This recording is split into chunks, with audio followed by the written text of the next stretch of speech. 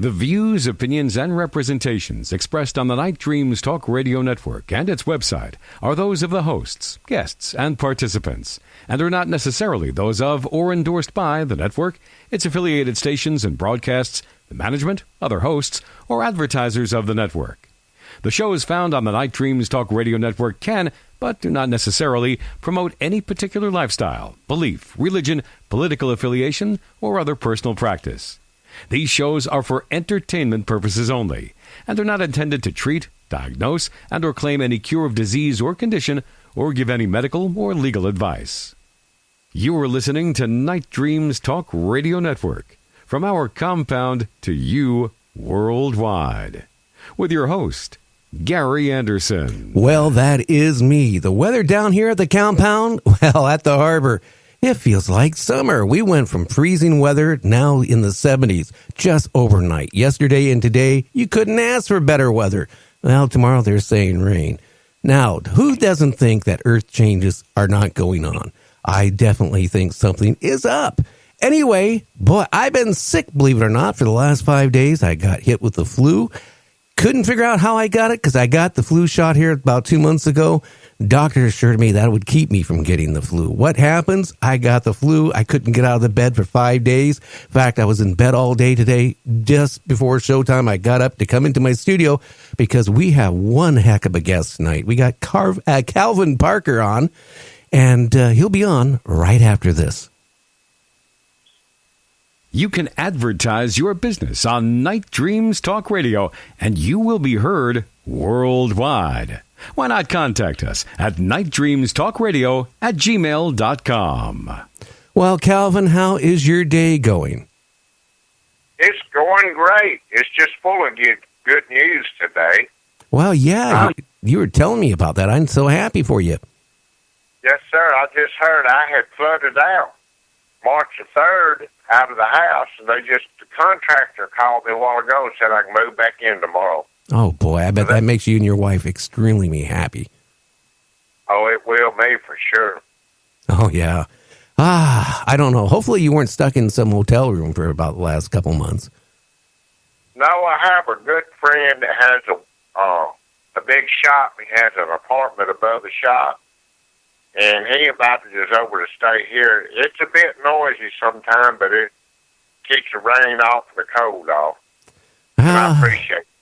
And it's better than a motel. A lot better. Now, Calvin, you were born in Texas, November 2nd, 1954? And then when you were about 3 years old, you moved to Mississippi? Yes, sir, sometime around that time. I was born in Seminole, Texas, and we later migrated into Mississippi. My father worked in the oil field and for the Atomic Energy Commission, and that brought us to Mississippi. It was a lot of oil field work going on. Oh, yeah. Didn't he work at Grooms Lake, Area 51, too, at one point of his career? He did. He was in charge of drilling those holes that they put them nuclear bombs in and explode them. Oh, wow. And that was a pretty intense job there. That was going on in the 60s and 70s. Some of it's still going on in the 70s.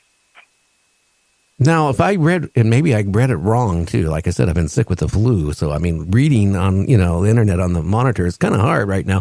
But didn't they do some experimenting with nuclear detonations underground in Mississippi or somewhere in the South? They did. In Seminary, Mississippi, they did. And they set off one. And actually, the people that lived around never even knew it. I was kind of present out there for that one. And why they did that, I don't know. And now they starting to see three-eyed frogs and stuff like that around there some. Oh yeah, and three-headed frogs, and then dropping out from the sky from storms. I mean, it's strange things that happen.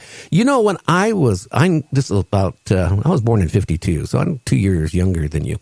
But, I can honestly tell you when I was in junior high, actually even before junior high school, in grade school, I found out, they were giving all the kids toothpaste and all this stuff. And they said, oh, this was new type of toothpaste. came out years and years and years later. They were even doing some testing with radiation and toothpaste that they were handing kids out in grade school, believe it or not. I had heard something about that. I remember we lived in Las Vegas when he was working in Groom Lake, and he would go across, we was right across from the Air Force Base, and he would go over and get on a plane, and they would close the curtains on the plane so they couldn't see out. But I know they would come to the house and check for radiation and things back in case he might have been exposed or had some on him. Of course, he wore a badge. We didn't have badges. No. Yeah, that is scary. Some of the things our own government was doing, just for experimenting. But I don't know. Maybe that could be where we're being visited by UFOs and all this stuff, all the crazy stuff that we've done to this mother planet. Oh, yeah. And I'm just glad that we never had to use any nuclear missiles but one time in our life. And, that I think that was probably necessary, that I don't know. I don't know the politics under it. But I wish they would destroy all of them and bury them and get them out of sight. Well, I'm just thinking about, like what happened, a few years ago, and it's still going on in Japan with their reactors that melted down. They have billions and billions of gallons of, radioactive waste.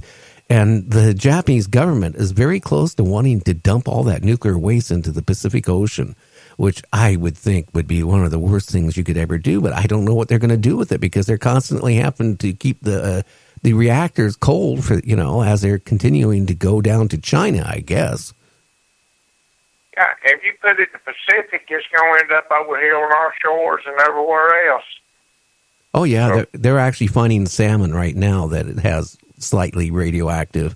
So if they do that, it's going to be, it's going to kill the market for even wanting to eat fish, and it makes you, I don't know.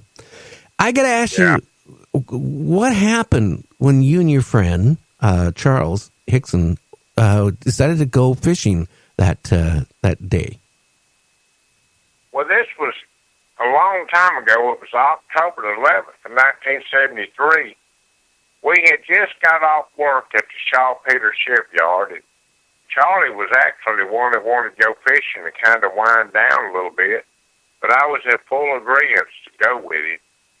So we got in the car before we went home, and we drove to the shipyard where there used to be an old grain elevator where they'd unload grain off the ship. And the grain would fall in the water, so we would catch a lot of fish under there. When we got there, I noticed, though, we was in a new spot for me, how trashy and messy everything's are. And that's talking about where the floodwaters would come in, then they would go out and they'd leave all the trash. I later found that out. But I noticed a trespassing sign up, and I was reluctant about going there because I just didn't feel like we needed to be in that mess. Charlie said he's fished there before and it's okay. So we walked down to the pier and we sat on the pier, and I was looking across at an old big ship, Coast Guard cutter sitting out there, and thinking to myself, now how did this thing made out of steel float? And that's when I noticed some blue hazy lights from behind me. They was reflecting kind of off the water in the ship on the other side. And I thought, gosh, the law is fixing to come and they're going to run us off because we trespassing. And so I stood up and I turned around and looked.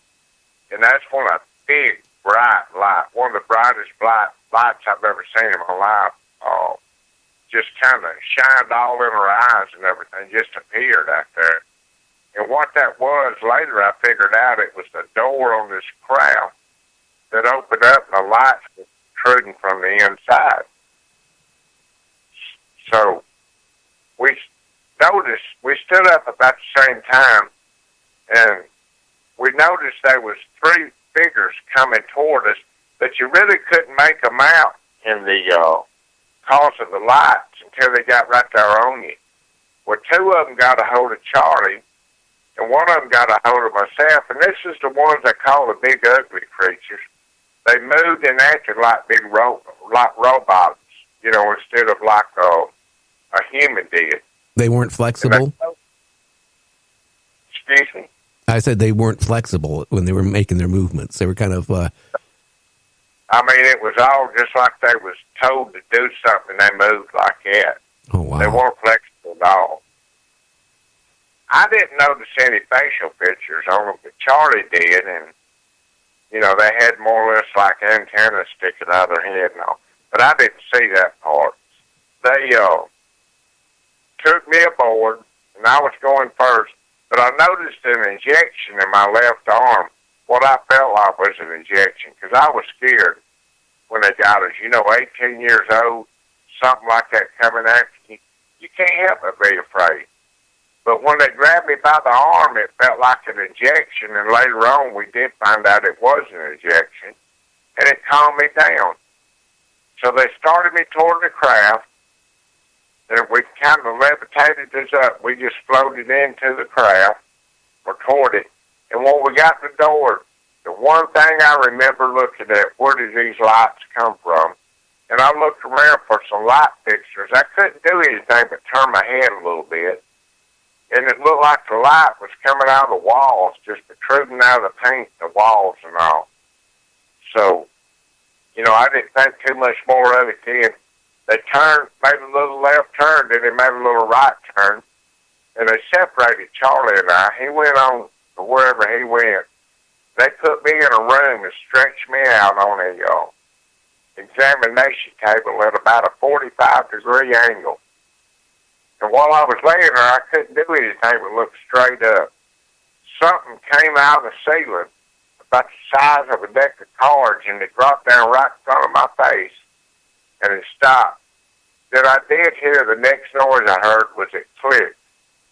Then it went to the side of my head, and it clicked again, and behind, and up to my other side.